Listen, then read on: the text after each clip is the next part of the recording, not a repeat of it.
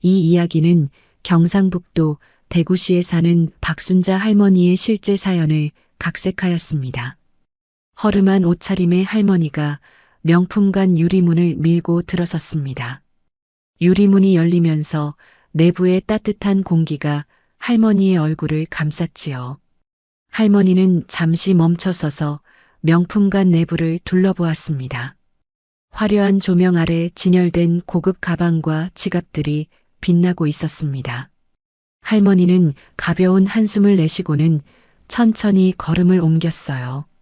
명품관 안은 평일 오후라 사람이 많지 않았습니다. 직원들은 고객들에게 친절하게 응대하고 있었고 경비원들은 매장 구석구석을 주시하고 있었죠. 저기 봐, 또 할머니 한 분이 들어오셨어. 카운터에 있던 직원 중 한 명이 다른 직원에게 속삭였습니다.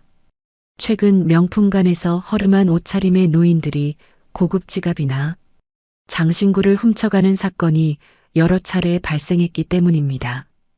이런 상황에서 허름한 옷차림의 할머니가 들어오자 직원들의 경계심이 자연스레 올라갔지요. 할머니는 그런 시선들을 느끼는지 모르는지 천천히 가방 코너로 향했습니다. 갈색 트레이닝복에 낡은 운동화를 신고 머리는 단정하게 틀어 올렸지만 곱게 염색하지 않은 하얀 머리카락이 군데군데 보였어요. 손에는 작은 청가방 하나를 들고 있었습니다. 어머, 저 할머니 왜 저렇게 계속 만지작거리지? 또 다른 직원이 동료에게 속삭였습니다. 할머니는 가방을 하나하나 들어보고 있었어요. 가격표를 확인하고 가방의 무게를 느끼고 어깨에 메어보기도 했지요. 할머니의 행동을 지켜보던 경비원은 매니저에게 살짝 귓속말을 했습니다. 박 매니저님, 저 할머니 좀 주의 깊게 지켜봐야 할 것 같습니다. 아까부터 가방을 너무 많이 만지작거리시네요. 박정우 매니저는 경비원의 말에 고개를 끄덕이고는 할머니 쪽으로 천천히 걸어갔습니다. 그는 30대 중반의 날카로운 인상을 가진 남자였습니다.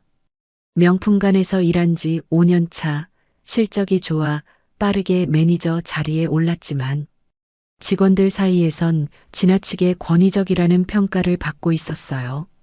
할머니, 무엇을 찾고 계신가요? 박정우의 목소리는 공손했지만 그 속에는 의심이 깔려 있었습니다. 할머니는 고개를 들어 매니저를 바라보았습니다. 주름진 얼굴이었지만 눈빛은 또렷했어요. 손녀 생일 선물로 가방을 사주려고 왔어요. 요즘 젊은 아이들이 이런 브랜드를 좋아한다던데. 아, 그러시군요. 손녀분을 위한 선물이라면 저희가 추천해 드릴 수 있습니다만. 박정우는 할머니의 옷차림을 위아래로 훑어보았습니다.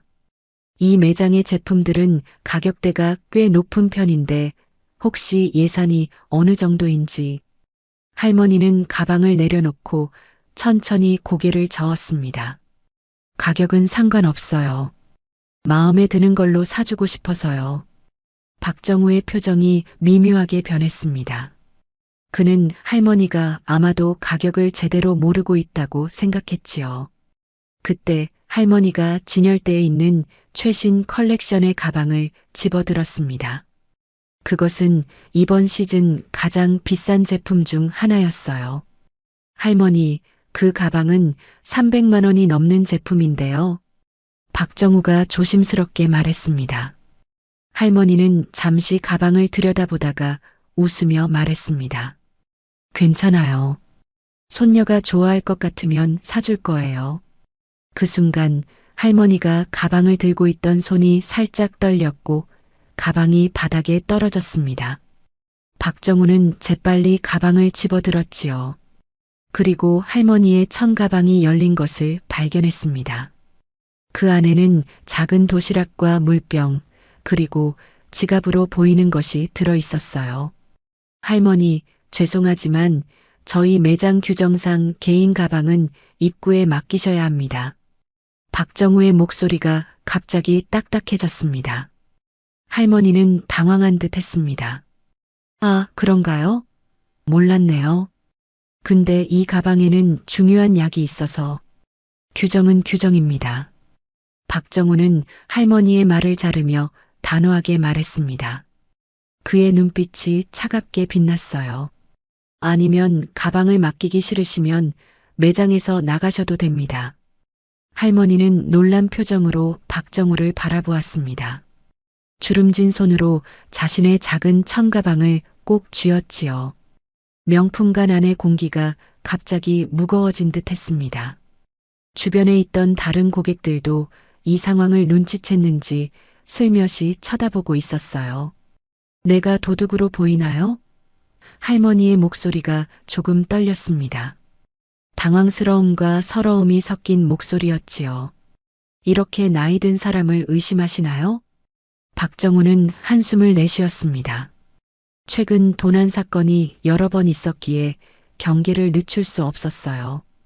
게다가 이 할머니의 허름한 옷차림과 비싼 가방에 관심을 보이는 모습이 의심스러웠습니다. 할머니, 저희가 의심하는 게 아니라 모든 고객에게 적용되는 규정입니다.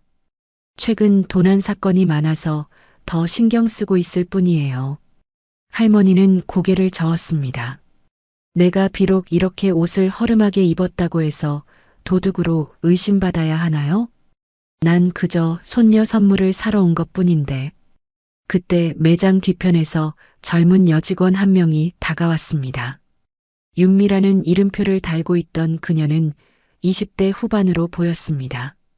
윤미는 할머니와 박정우 사이의 긴장된 분위기를 느끼고 상황을 파악하려는 듯 했어요. 무슨 일이세요, 매니저님? 윤미가 조심스럽게 물었습니다. 박정우는 윤미를 향해 눈짓했습니다. 이 손님께서 규정을 따르지 않으시려고 해요. 개인 가방을 맡기지 않으려고 하세요. 윤미는 할머니를 바라보았습니다. 할머니의 눈에는 상처받은 기색이 역력했어요. 윤미는 부드러운 미소를 지으며 할머니에게 다가갔습니다. 할머니, 혹시 가방에 중요한 물건이 있으신가요? 할머니는 고개를 끄덕였습니다. 내 혈압약이랑 당뇨약이 있어. 갑자기 어지러울 때가 있어서 항상 가지고 다녀야 해. 윤미는 이해한다는 듯 고개를 끄덕였습니다. 그리고 박정우를 향해 말했지요. 매니저님, 할머니께서 건강상의 이유로 약을 가지고 계셔야 한다고 하세요. 혹시 예외를 둘 수는 없을까요? 박정우의 얼굴이 굳어졌습니다. 윤미의 제안이 자신의 권위에 도전하는 것처럼 느껴졌나 봅니다. 규정은 모두에게 똑같이 적용돼야 해요. 윤미 씨, 예외는 없습니다. 하지만 매니저님, 고객 만족이 우선이지 않나요? 할머니께서 불편해하시는데. 박정우는 윤미의 말을 자르며 더 큰 소리로 말했습니다. 더 이상 논의할 필요 없습니다. 규정을 따르지 않으시겠다면 할머니께서는 매장에서 나가셔야 합니다. 그러고는 근처에 있던 경비원에게 손짓했습니다. 이 손님을 안내해 드려야 할 것 같습니다. 경비원이 할머니에게 다가왔습니다. 할머니, 죄송합니다만 저를 따라와 주시겠습니까? 할머니의 얼굴이 창백해졌습니다. 그녀는 주변을 둘러보았지요. 다른 고객들은 슬며시 시선을 피했고 직원들은 어색한 표정으로 서 있었습니다. 할머니는 자신이 마치 범죄자처럼 취급받는 것 같아 가슴이 아팠어요. 이렇게 손님을 대하는 것이 맞는 건가요? 할머니의 목소리가 떨렸습니다. 내가 비록 허름하게 입었다고 해서 이런 대우를 받아야 하나요? 박정우는 냉정하게 대답했습니다. 저희는 규정을 지키고 있을 뿐입니다. 할머니는 더 이상 말을 잇지 못했습니다. 그녀의 눈가에 눈물이 고였지요. 경비원이 조심스럽게 할머니의 팔을 잡아 이끌었고 할머니는 천천히 매장을 향해 등을 돌렸습니다. 윤미는 이 상황을 지켜보며 마음이 아팠습니다. 그녀는 할머니가 정말 손녀에게 선물을 사주려고 왔다고 믿었어요. 그런데 단지 허름한 옷차림 때문에 이런 대우를 받는 것이 너무 부당하게 느껴졌습니다. 매니저님, 정말 이래도 되는 건가요? 윤미가 작은 목소리로 물었습니다. 박정우는 차갑게 대답했습니다. 윤미 씨, 우리는 비즈니스를 하는 겁니다. 모든 고객을 똑같이 대할 수는 없어요. 특히 최근 도난 사건을 생각하면 더욱 그렇지요. 윤미는 할머니의 뒷모습을 바라보았습니다. 할머니는 천천히 매장 밖으로 걸어나가고 있었어요. 그녀의 어깨가 처진 모습이 윤미의 마음을 더욱 아프게 했습니다. 윤미는 잠시 고민하다가 박정우에게 말했습니다. 잠시 화장실 다녀오겠습니다. 윤미는 재빨리 매장 뒤편으로 사라졌다가 자신의 겉옷을 들고 나왔습니다. 그리고 할머니가 나간 방향으로 빠르게 걸음을 옮겼지요. 윤미는 명품관 밖으로 나와 주변을 둘러보았습니다. 쌀쌀한 가을바람이 불어오자 그녀는 몸을 움츠렸어요. 조금 떨어진 벤치에 할머니가 홀로 앉아 있는 모습이 보였습니다. 윤미는 천천히 할머니에게 다가갔습니다. 할머니, 괜찮으세요? 윤미가 조심스럽게 물었습니다. 할머니는 고개를 들어 윤미를 바라보았습니다. 눈가에 맺혔던 눈물이 아직 마르지 않았어요. 아이고, 아까 그 직원이구나. 윤미는 할머니 옆에 앉았습니다. 정말 죄송합니다, 할머니. 우리 매장에서 그런 일을 당하셔서. 할머니는 깊은 한숨을 내쉬었습니다. 내가 사는 동안 이런 대접은 처음 받아봐. 내가 비록 이렇게 허름하게 입었다고 해도 사람 대접은 받아야지. 윤미는 안타까운 마음에 자신의 겉옷을 할머니에게 건넸습니다. 날씨가 쌀쌀한데 이거라도 걸치세요. 감기 걸리시면 안 되잖아요. 할머니는 놀란 표정으로 윤미를 바라보았습니다. 괜찮아. 이 정도 추위는 견딜만해. 아니에요, 할머니. 저는 매장 안에 있을 테니 괜찮습니다. 할머니께서 입고 계신 옷은 등산복이라 바람이 많이 들어갈 것 같아요. 할머니는 잠시 망설이다가 윤미의 겉옷을 받아들었습니다. 고마워. 정말 착한 아이구나. 윤미는 미소를 지었습니다. 할머니, 정말 손녀분께 선물을 사주려고 오신 거였어요? 할머니는 고개를 끄덕였습니다. 우리 손녀가 이번에 대학교 입학시험에 합격했어. 그래서 뭐라도 해주고 싶었지. 요즘 젊은 아이들이 명품 가방을 좋아한다길래. 윤미의 마음이 더욱 아파왔습니다. 정말 순수한 마음으로 손녀를 위해 온 할머니가 이런 대우를 받았다니요. 할머니, 혹시 제가 대신 가방을 골라드릴까요? 할머니께서 원하시는 스타일이나 색상이 있으시면 말씀해 주세요. 할머니는 잠시 윤미를 바라보다가 고개를 저었습니다. 고맙지만 괜찮아. 이제 다른 곳에 가볼게. 저기 백화점에도 괜찮은 가방이 많을 거야. 윤미는 할머니의 손을 잡았습니다. 할머니, 정말 죄송해요. 저희 매장에서 이런 일이 있어서. 규정이 있다지만 사람을 이렇게 대하는 건 잘못된 거예요. 할머니는 윤미의 손을 토닥였습니다. 괜찮아. 내 잘못이 아니잖니.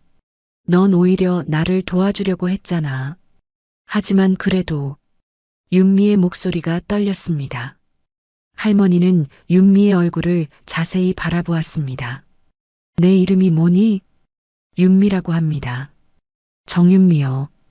할머니는 고개를 끄덕였습니다. 윤미야, 세상에는 여러 종류의 사람이 있어. 어떤 사람은 겉모습만 보고 판단하지만 너처럼 마음을 보는 사람도 있지. 넌 참 착한 아이구나. 윤미는 할머니의 말에 감동을 받았습니다. 그녀는 잠시 생각에 잠겼다가 결심한 듯 말했습니다. 할머니, 잠시만 기다려주세요. 제가 할머니 손녀분을 위한 작은 선물을 준비해 올게요. 할머니가 말릴 새도 없이 윤미는 빠르게 명품관으로 달려갔습니다. 그리고 10분 후 그녀는 작은 쇼핑백을 들고 돌아왔어요. 할머니, 이건 우리 매장의 미니 지갑이에요. 가격대가 그렇게 높지 않은 제품인데 제가 직원 할인을 받아서 구매했어요. 손녀분께 드리세요. 할머니는 놀란 표정으로 쇼핑백을 바라보았습니다. 이게 무슨, 내가 왜 이런 걸? 할머니께서 받으신 부당한 대우에 대한 제 개인적인 사과의 마음입니다. 꼭 받아주세요. 할머니의 눈에 다시 눈물이 고였습니다. 하지만 이번에는 감동의 눈물이었지요. 정말 고마워, 윤미야. 이렇게까지 해주다니. 윤미는 미소를 지었습니다. 할머니, 손녀분 이름이 어떻게 되세요? 수진이 김수진이라고 해. 수진 씨에게 축하한다고 전해주세요. 대학교 합격 정말 축하드립니다. 할머니는 쇼핑백을 받아들고 윤미의 손을 꼭 잡았습니다. 내가 이 은혜를 어떻게 갚아야 할지. 그런 말씀 마세요. 저는 그저 제가 해야 할 일을 한 것뿐이에요. 할머니는 윤미에게 감사의 인사를 전하고 천천히 자리를 떠났습니다. 윤미는 할머니가 사라질 때까지 그 자리에 서서 지켜보았어요. 그리고 다시 명품관으로 돌아갔지요. 매장에 돌아온 윤미를 박정우가 차갑게 맞이했습니다. 그의 표정은 이미 무슨 일이 있었는지 알고 있다는 듯 했어요. 윤미 씨, 내 사무실로 오세요. 박정우의 목소리는 얼음장같이 차가웠습니다. 윤미는 가슴이 철렁 내려앉는 느낌이 들었지만 당당하게 박정우를 따라갔습니다. 사무실 문이 닫히자마자 박정우가 말했어요. CCTV를 확인했습니다. 윤미 씨가 할머니에게 겉옷을 주고 심지어 제품까지 구매해서 준 것이 모두 찍혔어요. 윤미는 조금 놀랐지만 침착하게 대답했습니다. 네, 맞습니다. 할머니께서 추울 것 같아서 제 겉옷을 드렸고 부당한 대우를 받으신 것에 대한 사과의 마음으로 작은 선물을 드렸습니다. 박정우의 눈이 커졌습니다. 윤미 씨, 그게 무슨 말입니까? 부당한 대우라니요? 우리는 그저 규정을 따른 것뿐입니다. 매니저님, 규정도 중요하지만 사람을 대하는 방식도 중요하지 않을까요? 할머니는 정말로 손녀에게 선물을 사주려고 오신 거였어요. 박정우는 비웃듯이 말했습니다. 그걸 어떻게 알아요? 할머니가 그렇게 말했다고 다 믿습니까? 윤미 씨, 너무 순진한 것 같네요. 윤미는 침착하게 대답했습니다. 저는 할머니의 진심을 믿습니다. 그리고 설령 의심스러운 점이 있더라도 그렇게 노골적으로 손님을 내쫓는 방식은 잘못됐다고 생각해요. 박정우의 얼굴이 붉게 물들었습니다. 그는 책상을 손바닥으로 내리쳤어요. 윤미 씨, 지금 매니저인 나에게 반기를 드는 겁니까? 윤미는 움찔했지만 여전히 당당하게 서 있었습니다. 반기를 든다기보다는 제 생각을 말씀드린 것뿐입니다. 당신의 생각이라. 박정우가 비웃듯 말했습니다. 당신이 오늘 한 행동은 매장의 권위를 무시하고 규정을 어기고 회사의 이미지를 손상시킨 겁니다. 윤미는 잠시 말을 잇지 못했습니다. 그녀는 자신의 행동이 문제가 될 수 있다는 것을 알았지만 이렇게까지 심각하게 여겨질 줄은 몰랐어요.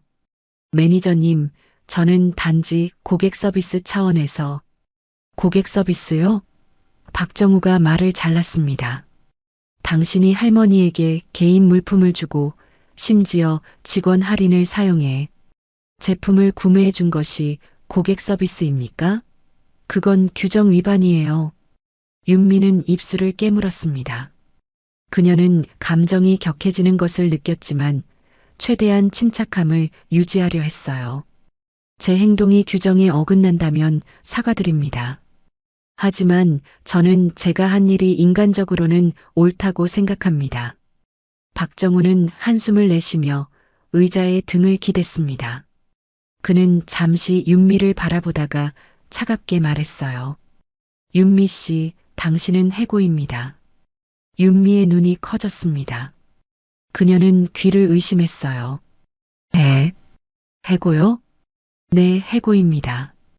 회사 규정 위반과 매니저의 권위에 대한 도전, 회사 이미지 손상. 이 모든 것이 해고 사유가 되기에 충분합니다.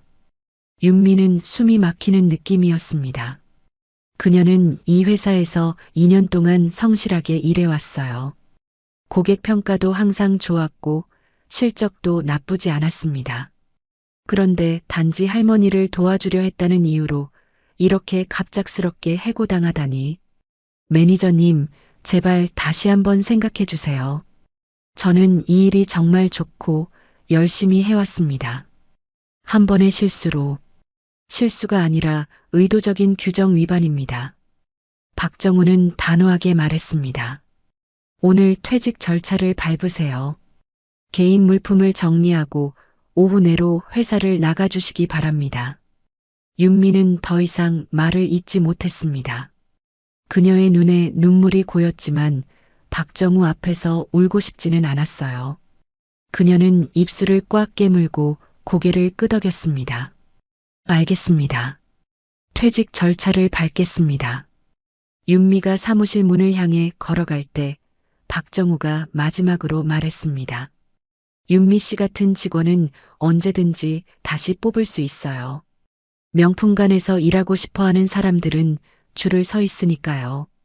윤미는 그 말을 듣고 잠시 멈춰서서 박정우를 돌아보았습니다.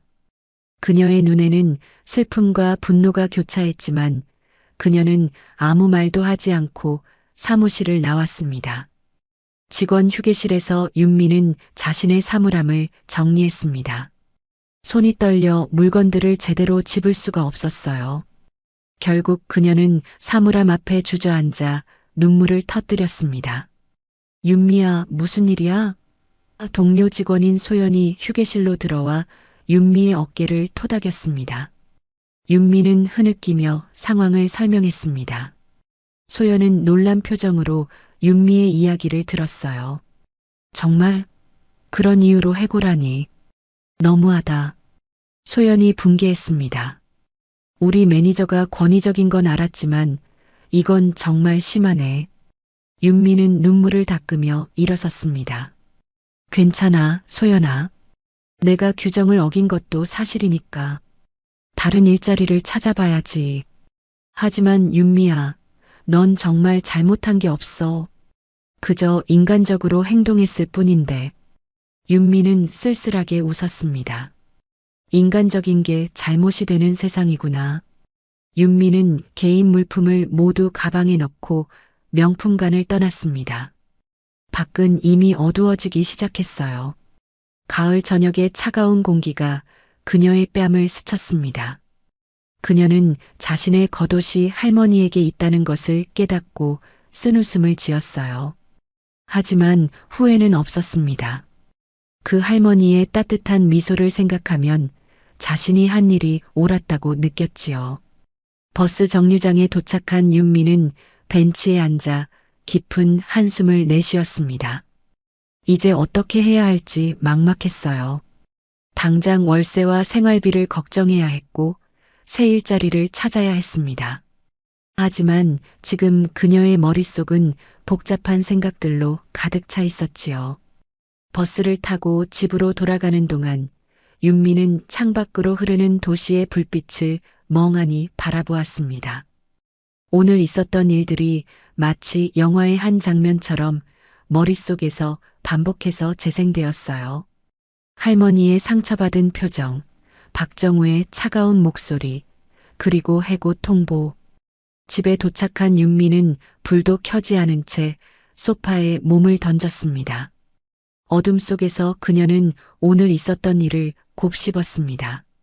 그리고 문득 할머니에게 건넨 지갑이 생각났어요. 그것은 그녀가 첫 월급으로 자신에게 선물한 것과 같은 시리즈의 제품이었습니다.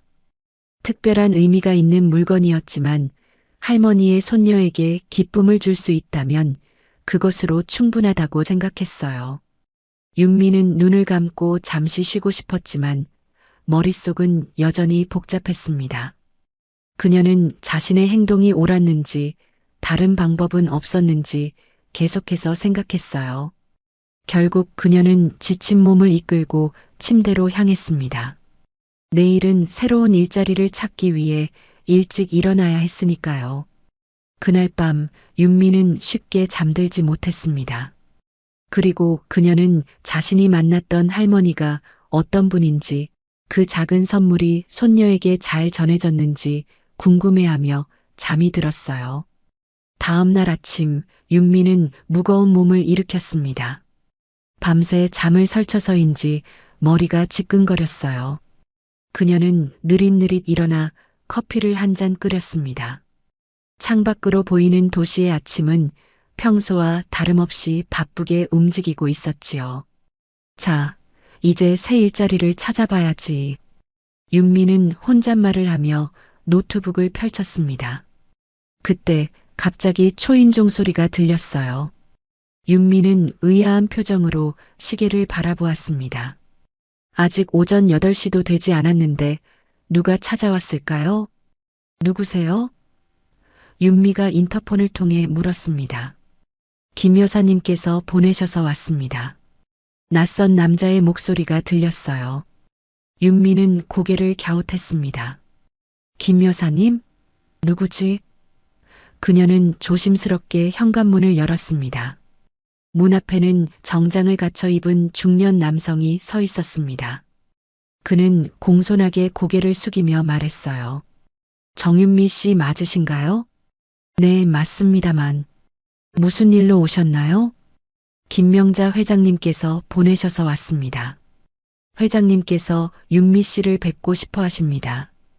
윤미는 더욱 혼란스러워졌습니다. 김명자 회장님이요? 제가 그분을 알아야 하나요? 남자는 부드럽게 미소 지었습니다. 어제 명품관에서 만나신 할머니 분이십니다. 윤미의 눈이 커졌습니다. 어제 그 할머니가 회장님이라고요? 그녀는 너무 놀라 말을 잇지 못했어요. 괜찮으시다면 회장님께서 기다리고 계십니다. 저희 차로 모시겠습니다. 윤미는 머뭇거렸습니다. 이 상황이 너무 갑작스러웠고 또 어제 그 할머니가 정말 회장님이라는 사실이 믿기지 않았어요. 하지만 그녀는 호기심이 일었습니다. 잠시만요. 옷을 갈아입고 오겠습니다. 윤미는 서둘러 옷을 갈아입고 화장을 간단히 했습니다. 그리고 남자를 따라 아파트 밖으로 나갔지요. 그런데 아파트 앞에는 놀라운 광경이 펼쳐져 있었습니다. 검은색 고급 세단들이 줄지어 서 있었고 정장을 입은 사람들이 여기저기 서 있었어요. 이게 다 뭐죠? 윤미가 놀라서 물었습니다. 회장님의 수행원들입니다. 회장님께서 중요한 분을 만나러 오실 때는 항상 이렇게 오십니다. 윤미는 믿기지 않는 광경에 입을 다물지 못했습니다. 그녀가 어제 만난 할머니는 정말 대단한 인물이었던 모양이었어요. 남자는 윤미를 가운데 있는 차로 안내했습니다. 차 안에는 어제 만난 할머니가 앉아 있었지요. 하지만 어제와는 달리 고급스러운 정장 차림이었고 우아한 진주 목걸이를 하고 있었습니다. 할머니, 윤미가 놀라서 말했습니다. 할머니는 따뜻하게 미소 지었습니다. 윤미야, 다시 만나게 되어 반갑구나. 내가 누군지 놀랐지? 윤미는 어색하게 웃으며 차에 올랐습니다. 네, 정말 놀랐어요. 할머니가 회장님이셨다니. 김명자라고 해. 성우 그룹 회장이야. 할머니가 부드럽게 말했습니다. 윤미의 눈이 더욱 커졌습니다. 성우 그룹은 국내 최대 유통기업 중 하나였습니다. 백화점, 마트, 호텔 등 다양한 사업을 운영하는 대기업이었지요. 어제는 미안했어. 내가 좀 불편을 끼쳤구나. 김명자 회장이 미안한 표정으로 말했습니다. 윤미는 고개를 저었습니다. 아니에요, 할머니. 아니, 회장님. 제가 도와드리지 못해 죄송했어요. 도와주지 못했다고? 내가 나에게 겉옷도 빌려주고 내 소중한 지갑도 선물해 주었잖니. 그것도 모르고 내가 너에게 해고라는 불행을 안겨주었구나. 윤미는 어제의 일을 떠올리며 쓸쓸하게 웃었습니다. 괜찮아요. 제가 규정을 어긴 것도 사실이니까요. 김명자는 윤미의 손을 따뜻하게 잡았습니다. 규정이 사람보다 중요한 건 아니지. 내가 어제 보여준 그 마음씨가 바로 진정한 서비스란다. 윤미는 김명자의 말에 감동을 받았습니다. 그녀는 어제 자신이 한 행동이 옳았다는 확신이 들었어요. 그런데 회장님, 어제는 왜 그런 차림으로 명품관에 가셨어요? 김명자는 미소를 지었습니다. 나는 가끔 평범한 옷을 입고 여러 매장을 방문해. 그래야 진짜 서비스의 질을 알 수 있거든. 어제는 동네 친구들과 북한산에 등산을 다녀오다가 그대로 명품관에 들렀던 거야. 손녀 선물을 사러 간 것도 사실이고. 윤미는 고개를 끄덕였습니다. 이제 모든 것이 이해가 되었어요. 회장님께서 그런 대우를 받으셨다니 정말 죄송합니다. 김명자는 고개를 저었습니다. 아니야, 오히려 좋은 경험이었어.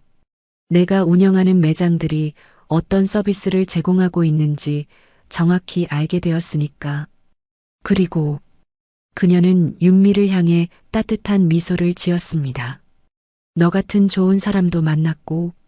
차는 서울 강남의 고급 오피스 빌딩 앞에 도착했습니다. 성우 그룹의 본사였지요.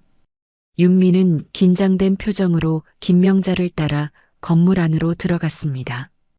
회장님, 저를 왜 여기로 데려오신 거예요? 윤미가 조심스럽게 물었습니다. 김명자는 윙크를 하며 답했습니다. 곧 알게 될 거야. 그들은 엘리베이터를 타고 최상층으로 올라갔습니다. 그곳에는 넓고 호화로운 회의실이 있었어요. 회의실에는 이미 여러 명의 임원들이 앉아 있었습니다.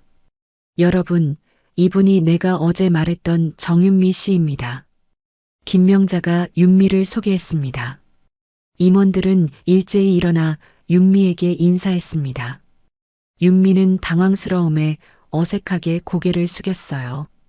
윤미 씨, 우리 성우 그룹에서는 당신 같은 인재가 필요합니다. 김명자가 말했습니다. 어제 당신이 보여준 그 따뜻한 마음과 용기는 우리 회사가 추구하는 가치와 정확히 일치합니다. 윤미는 놀라서 말을 잇지 못했습니다. 그녀는 자신의 귀를 의심했어요. 우리는 당신에게 성우 그룹 VIP 고객 서비스팀의 매니저 자리를 제안하고 싶습니다. 물론 연봉은 지금보다 훨씬 높게 책정될 것이고 여러 복지 혜택도 제공됩니다. 윤미는 충격에 휩싸였습니다. 어제는 해고되었는데 오늘은 대기업의 매니저 자리를 제안받다니. 그녀는 이 모든 상황이 꿈만 같았어요. 저에게 매니저 자리를요? 윤미는 여전히 믿기지 않는 표정으로 물었습니다. 김명자는 따뜻한 미소를 지으며 고개를 끄덕였습니다. 그래, 윤미야. 너 같은 사람이 바로 우리 회사가 필요로 하는 인재야. 규정도 중요하지만 사람의 마음을 먼저 생각할 줄 아는 사람. 윤미는 감격에 눈물이 차올랐습니다. 하루 만에 자신의 인생이 이렇게 바뀔 줄은 꿈에도 생각하지 못했어요. 정말 감사합니다. 하지만 제가 그런 중요한 자리를 맡을 만한 경험이 있는지 모르겠어요. 김명자는 윤미의 어깨를 토닥였습니다. 경험은 시간이 해결해 줄 거야. 중요한 건 마음가짐이지. 내가 60년 넘게 비즈니스를 해오면서 깨달은 건 기술은 가르칠 수 있어도 마음은 가르칠 수 없다는 거야. 회의실의 임원들도 모두 동의하는 듯 고개를 끄덕였습니다. 윤미는 감사의 마음을 담아 깊게 고개를 숙였어요. 기회를 주셔서 정말 감사합니다. 최선을 다하겠습니다. 좋아. 그럼 내일부터 출근하는 걸로 하자. 오늘은 우리 함께 점심이나 먹자. 이런 날은 축하해야지. 김명자가 밝게 웃으며 말했습니다. 그들은 회사 근처의 고급 레스토랑에서 점심을 먹었습니다. 식사 중에 김명자는 윤미에게 더 많은 이야기를 들려주었지요. 사실 내가 처음부터 이렇게 잘 살았던 건 아니야. 김명자가 와인 잔을 들며 말했습니다. 나도 어려운 시절이 있었지. 20대 초반에 남편을 잃고 어린 아들을 혼자 키웠거든. 윤미는 놀란 표정으로 김명자를 바라보았습니다. 그녀가 그런 어려움을 겪었다니 상상할 수 없었어요. 그때 작은 옷가게를 시작했어. 밤낮 없이 일했지. 하지만 내게는 꿈이 있었거든. 그리고 무엇보다 사람들의 마음을 얻는 법을 알았지. 김명자는 잠시 과거를 회상하는 듯 했습니다. 그녀의 눈에는 지나온 세월의 흔적이 스쳐 지나갔지요. 어느 날 한 고위 공무원의 부인이 내 가게에 왔어. 그분은 아주 까다로운 고객이었는데 다른 가게에서는 모두 그분의 요구를 무시했대. 하지만 난 진심으로 그분의 이야기를 들어주고 최선을 다해 도와드렸지. 그게 내 인생의 전환점이 됐어. 윤미는 김명자의 이야기에 깊이 빠져들었습니다. 그녀의 인생 경험은 마치 한 편의 드라마 같았어요. 그 부인의 소개로 더 많은 고객들이 내 가게를 찾아왔고 조금씩 사업을 확장할 수 있었지. 중요한 건 내가 항상 사람을 먼저 생각했다는 거야. 돈이나 규정보다 사람의 마음이 먼저였어. 김명자는 윤미의 손을 잡았습니다. 내가 어제 나에게 해준 행동이 바로 그거였어. 모두가 나를 의심하고 쫓아낼 때 너만은 내 마음을 생각해줬지. 윤미는 감동의 말을 잇지 못했습니다. 그녀는 그저 자신이 해야 한다고 생각한 일을 했을 뿐인데 그것이 이렇게 큰 의미를 가질 줄은 몰랐어요. 그런데 회장님, 아까 손녀분 말씀하셨잖아요. 정말 손녀분께 선물을 사러 가신 거였어요? 김명자는 웃으며 고개를 끄덕였습니다.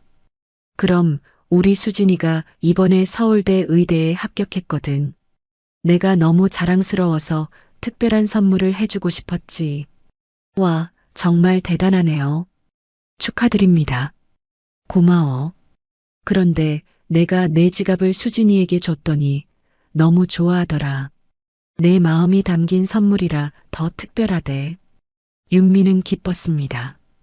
그녀의 작은 선물이 누군가에게 기쁨을 줬다는 사실이 너무 행복했어요. 식사를 마친 후 김명자는 윤미에게 제안했습니다. 윤미야, 오늘 오후에 시간 있니? 함께 어디 좀 가봤으면 하는데. 네, 물론이죠. 어디로 가실 건가요? 어제 그 명품관에 다시 가보자. 김명자의 눈에 장난기가 어렸습니다. 윤미는 놀랐지만 곧 미소를 지었습니다. 그녀도 김명자가 무엇을 계획하고 있는지 짐작할 수 있었어요. 그들은 김명자의 차를 타고 어제의 명품관으로 향했습니다. 이번에 김명자는 고급스러운 정장에 우아한 장신구를 하고 있었지요. 그녀의 모습은 어제의 허름한 차림과는 완전히 달랐습니다. 명품관에 도착하자 직원들은 눈에 띄게 긴장했습니다. 차에서 내리는 김명자의 모습을 보고 누군가가 속삭였어요. 저분이 성우 그룹 회장님 아니야? 김명자와 윤미가 매장에 들어서자 직원들은 공손하게 인사했습니다. 어제와는 완전히 다른 분위기였어요. 특히 박정우 매니저는 얼굴이 하얗게 변해 있었습니다. 그는 어제 이 할머니를 쫓아냈던 바로 그 할머니가 성우 그룹의 김명자 회장이라는 사실을 알아차린 것 같았어요. 어서 오세요, 회장님. 박정우가 떨리는 목소리로 인사했습니다. 무엇을 도와드릴까요? 김명자는 담담하게 대답했습니다. 어제 내가 찾던 가방이 있었는데 오늘은 그걸 살 수 있을까? 박정우는 식은땀을 흘리며 고개를 끄덕였습니다. 물론입니다. 어떤 가방을 원하셨는지. 어제 내가 보던 그 가방 말이야. 김명자는 천천히 말했습니다. 그리고 윤미를 바라보며 미소 지었지요. 그런데 내 겉옷은 윤미 씨에게 줬던 것 같은데. 아, 이 아이는 정윤미 씨야. 어제 내가 해고시킨 직원. 박정우의 얼굴이 창백해졌습니다. 그는 입을 열었다 다물었다 했지만 아무 말도 나오지 않았어요. 김명자는 전화기를 꺼내 누군가에게 전화를 걸었습니다. 여보세요, 최 이사? 지금 바로 올 수 있겠어? 내가 어제 말했던 그 명품관이야. 박정우는 더욱 불안해 보였습니다. 그는 도움을 청하듯 주변을 둘러보았지만 다른 직원들도 모두 긴장한 표정이었어요. 회장님, 혹시 어제 무슨 일이? 박정우가 더듬거리며 말했습니다. 김명자는 그를 바라보며 단호하게 말했습니다. 곧 알게 될 거예요. 10분도 채 지나지 않아 성우 그룹의 임원들이 급히 매장으로 들어왔습니다. 그들 중에는 이 명품 브랜드의 한국 지사장도 있었어요. 회장님, 무슨 일이십니까? 지사장이 김명자에게 다가와 공손히 물었습니다. 김명자는 차분하게 어제 있었던 일을 설명했습니다. 그녀가 허름한 옷차림으로 매장에 왔다가 박정우에게 무례하게 대우받고 쫓겨난 일, 그리고 그녀를 도와준 윤미가 하고 당한 일까지. 지사장의 얼굴이 창백해졌습니다. 그는 박정우를 향해 믿을 수 없다는 표정을 지었지요. 박 매니저, 이게 사실입니까? 박정우는 말을 더듬었습니다. 저는 그저 규정을 지키려고. 최근 도난 사건이 많아서. 규정이요? 김명자가 차분하게 물었습니다. 사람을 함부로 대하고 외모로 판단하는 것이 당신들의 규정인가요? 회의실은 침묵에 빠졌습니다. 박정우는 땀을 흘리며 고개를 숙였어요. 지사장이 깊은 한숨을 내쉬었습니다. 회장님, 정말 죄송합니다. 이런 일이 있었다니 말도 안 됩니다. 당장 조치를 취하겠습니다. 김명자는 고개를 끄덕였습니다. 나는 60년 넘게 비즈니스를 해왔어요. 그동안 깨달은 것은 비즈니스의 핵심은 사람이라는 것입니다. 물건을 파는 것이 아니라 마음을 나누는 것이지요. 그녀는 잠시 주변을 둘러보았습니다. 직원들이 모두 그녀의 말에 귀를 기울이고 있었어요. 내가 어제 이 매장에서 경험한 일은 실망스러웠습니다. 하지만 한 사람이 나에게 희망을 주었지요. 김명자는 윤미를 바라보며 미소 지었습니다. 이 젊은이는 자신의 일자리를 잃을 위험을 무릅쓰고 나를 도와주었어요. 그것이 바로 진정한 서비스의 정신입니다. 지사장은 고개를 깊이 숙였습니다. 회장님 말씀이 맞습니다. 저희가 잊고 있던 중요한 가치를 일깨워 주셨습니다. 그렇다면 어떻게 하실 건가요? 김명자가 물었습니다. 지사장은 단호하게 대답했습니다. 박정우 매니저는 오늘부로 해고됩니다. 그리고 정윤미 씨에게는 복직과 함께 승진을 제안하고 싶습니다. 박정우의 얼굴이 하얗게 변했습니다.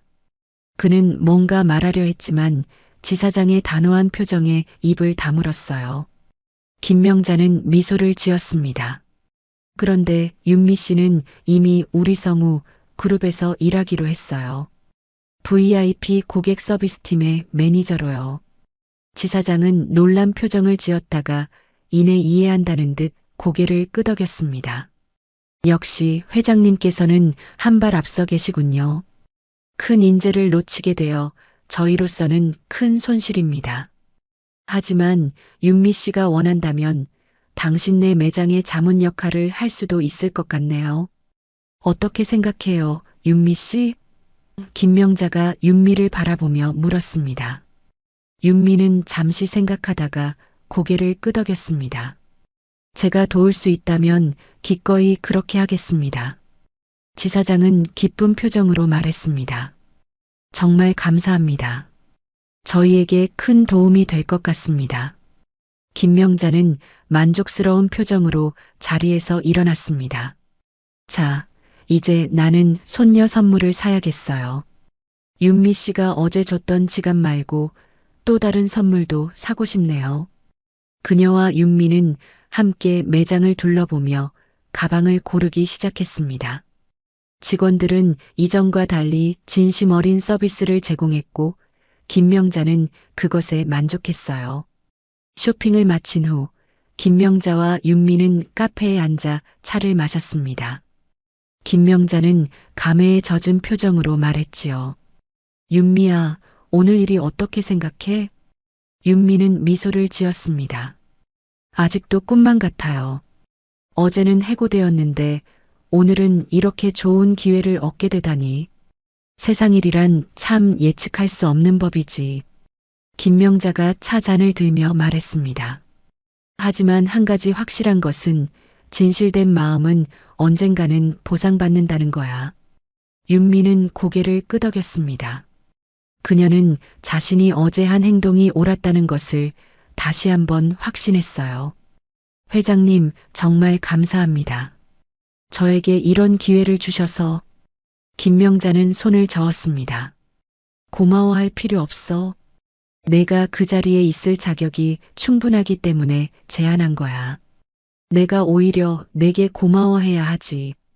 내가 어제 보여준 그 따뜻한 마음이 나에게 큰 감동을 줬으니까. 윤미의 눈에 눈물이 고였습니다. 그녀는 김명자의 말에 깊은 감동을 받았어요. 윤미야, 너의 첫 임무는 내일부터 시작이야. 김명자가 말했습니다. 우리 성우 그룹의 모든 매장을 돌아다니며 서비스 품질을 점검하는 거야. 특히 직원들이 고객을 어떻게 대하는지, 외모나 복장으로 판단하지는 않는지 말이야. 윤미는 고개를 끄덕였습니다. 최선을 다하겠습니다, 회장님. 그리고 또 하나, 나와 함께 자선재단도 운영했으면 해. 어려운 환경에 있는 젊은이들을 돕는 재단을 생각하고 있거든. 윤미는 놀랐습니다. 그녀가 이런 중요한 일까지 맡게 될 줄은 몰랐어요. 정말 영광입니다. 제가 할 수 있을지 모르겠지만 최선을 다하겠습니다. 김명자는 따뜻하게 미소 지었습니다. 넌 할 수 있어. 내가 가진 그 따뜻한 마음이 바로 우리가 필요로 하는 거니까. 그날 저녁 윤미는 새로운 희망과 설렘을 안고 집으로 돌아왔습니다. 그녀의 인생이 하루 만에 이렇게 바뀔 줄은 꿈에도 생각하지 못했어요. 하지만 한 가지 확실한 것은 그녀가 어제 한 작은 친절이 오늘의 변화를 가져왔다는 사실이었습니다. 윤미는 창밖으로 보이는 도시의 불빛을 바라보며 생각했습니다. 세상은 때로는 냉정하고 차가울 수 있지만 결국 따뜻한 마음이 이기는 법이구나.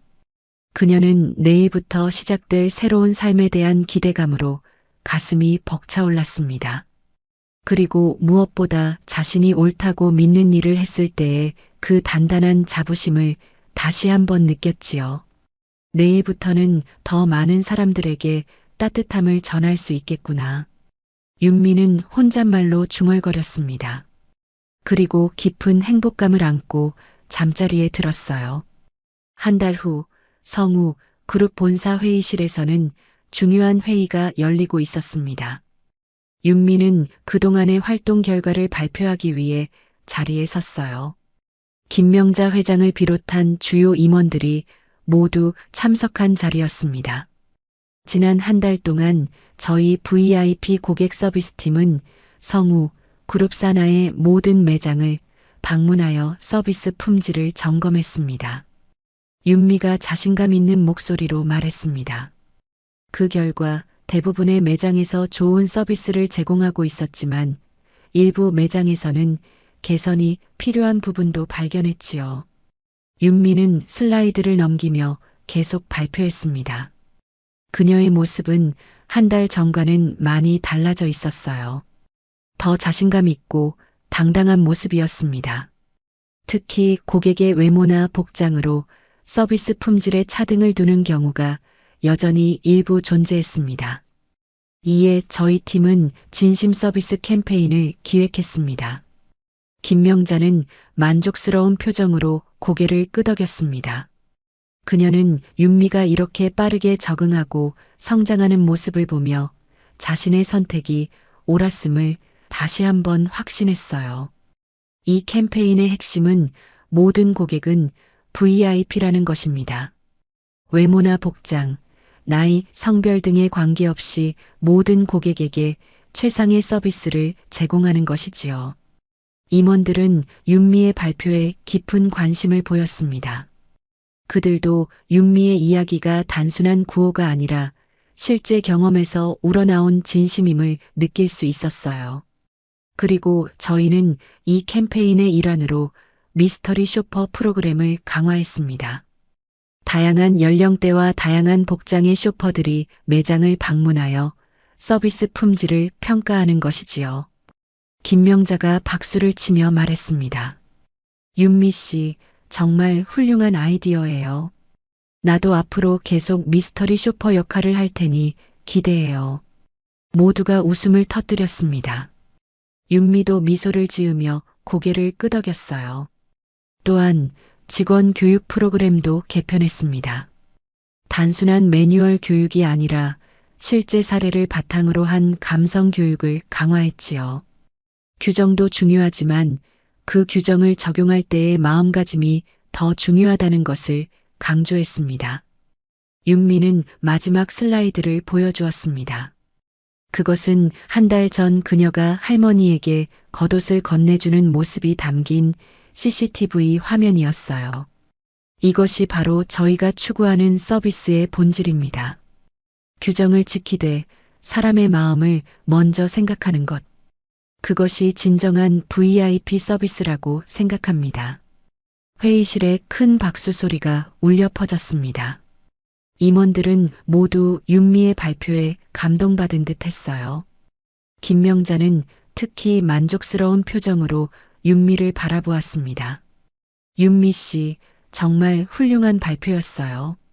김명자가 말했습니다. 그런데 그 명품관은 어떻게 되었나요? 윤미는 미소를 지었습니다. 그 명품관은 지금 우리의 진심 서비스 캠페인의 시범 매장이 되었습니다. 박정우 매니저가 떠난 후 새 매니저가 임명되었고 직원들도 모두 재교육을 받았지요. 지금은 서비스 품질 평가에서 상위권에 랭크되어 있습니다. 김명자는 고개를 끄덕였습니다. 그 소식을 들으니 기쁘네요. 변화는 언제나 가능한 법이지요. 회의가 끝난 후 김명자는 윤미를 자신의 사무실로 초대했습니다. 그녀의 사무실은 넓고 고급스러웠지만 따뜻한 분위기를 풍기고 있었어요. 윤미야, 이 한 달 동안 정말 수고 많았어. 김명자가 차를 따르며 말했습니다. 윤미는 미소를 지었습니다. 제가 오히려 많이 배웠어요, 회장님. 이렇게 좋은 기회를 주셔서 정말 감사합니다. 내가 더 고마워해야지. 내가 우리 회사에 새로운 바람을 불어넣었으니까. 김명자는 따뜻한 시선으로 윤미를 바라보았습니다. 그런데 오늘 내게 보여주고 싶은 것이 있어. 김명자는 서랍에서 서류 하나를 꺼내 윤미에게 건넸습니다. 그것은 성우 미래 재단 설립 계획서였어요. 이게 뭐죠? 윤미가 물었습니다. 우리가 함께 운영하기로 한 자선 재단이야. 어려운 환경에 있는 젊은이들을 돕는 재단 말이야. 내가 이 재단의 이사로 참여했으면 해. 윤미는 놀라서 말을 잇지 못했습니다. 그녀가 이런 중요한 역할을 맡게 될 줄은 몰랐어요. 회장님, 저에게는 너무 큰 역할인 것 같아요. 김명자는 고개를 저었습니다. 전혀 그렇지 않아. 내가 가진 그 따뜻한 마음이 바로 이 재단에 필요한 거야. 규정이나 형식보다 사람의 마음을 먼저 보는 그 시선 말이야. 윤미는 감동에 목이 메었습니다. 그녀는 천천히 고개를 끄덕였어요. 최선을 다하겠습니다, 회장님. 그리고 이것도 있어. 김명자가 또 다른 봉투를 건넸습니다. 우리 수진이가 너에게 쓴 편지야. 윤미는 놀라서 봉투를 받아들었습니다. 그녀는 봉투를 열어 편지를 읽기 시작했어요. 윤미 언니에게 할머니께 들었어요. 언니가 할머니를 도와주셨다고요. 그리고 언니가 선물해 주신 지갑 정말 감사합니다. 제게는 특별한 의미가 있는 선물이 되었어요. 언젠가 직접 만나 뵙고 인사드리고 싶습니다. 의대생이 되어 바쁘지만 언니처럼 따뜻한 마음을 가진 의사가 되도록 노력할게요. 김수진 올림. 윤미의 눈에 눈물이 고였습니다. 그녀의 작은 선물이 이렇게 누군가에게 의미 있는 것이 되었다니 너무 감동적이었어요. 수진이가 너를 많이 존경한대. 김명자가 말했습니다. 우리 손녀가 훌륭한 의사가 되면 너의 영향도 있는 거지. 윤미는 미소를 지었습니다.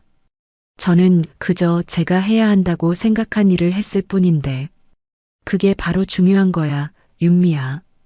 김명자가 진지하게 말했습니다. 우리가 당연하다고 생각하는 작은 친절이 누군가에게는 큰 변화를 가져올 수 있어. 내가 나에게 그랬던 것처럼 말이야. 윤미는 깊이 공감했습니다. 그녀의 작은 친절이 이렇게 큰 파장을 일으킬 줄은 몰랐으니까요. 회장님, 제게 이런 기회를 주셔서 정말 감사합니다. 앞으로도 제가 믿는 가치를 위해 최선을 다하겠습니다. 김명자는 만족스럽게 미소 지었습니다. 그래, 윤미야. 세상은 때로 냉정하고 차가울 수 있어. 하지만 그럴수록 우리 같은 사람들이 따뜻함을 전해야 해. 그것이 바로 진정한 성공의 비결이지. 윤미는 김명자의 말에 깊이 동감했습니다. 그녀는 이제 자신의 길을 찾은 것 같았어요. 그것은 단순히 성공이나 출세가 아니라 자신의 가치를 지키며 살아가는 것이었습니다. 창밖으로 보이는 서울의 풍경은 여전히 바쁘게 움직이고 있었습니다. 하지만 윤미의 마음은 이전과는 달리 평온했어요. 그녀는 이제 자신이 나아갈 방향을 명확히 알고 있었으니까요. 사람을 겉모습으로 판단하지 말고 그 사람의 마음을 보라. 윤미는 마음속으로 되뇌었습니다. 그것이 바로 그녀가 이 한 달 동안 배운 가장 소중한 교훈이었어요. 그리고 그 교훈은 앞으로도 그녀의 삶을 이끌어갈 중요한 나침반이 될 것입니다.